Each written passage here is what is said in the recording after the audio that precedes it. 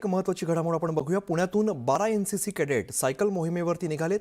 हे NCC cadet 26 जानेवारी रोजी होणाऱ्या दिल्लीतील प्रजासत्ताक दिनाच्या परेडमध्ये सायकल रॅली करत सहभागी होणार आहेत. यावेळी धुळ्यात एनसीसी विभागाच्या वतीने जंगी स्वागत करण्यात आलेलं आहे.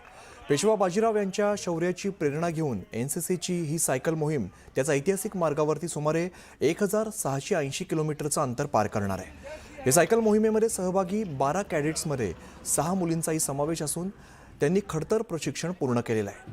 पुण्यातील शनिवार वाडा या ठिकाणाहून सुरू झालेली सायकल रॅली महाराष्ट्र, मध्य प्रदेश, राजस्थान, उत्तर प्रदेश आणि हरियाणा अशा 5 राज्यांमधून प्रवास करत तब्बल 1680 किलोमीटर अंतर कापून दिल्ली या ठिकाणी पोहोचणार आहे.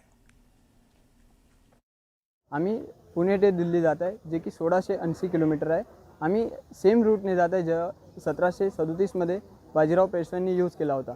आम्ही हे रॅली आणि हा रूट फक्त एक सायकल एक्सपिडिशनसाठी नाही, तर आम्ही मराठा हिस्ट्रीला ट्रिब्यूट करण्यासाठी हा रूट यूज केला आहे.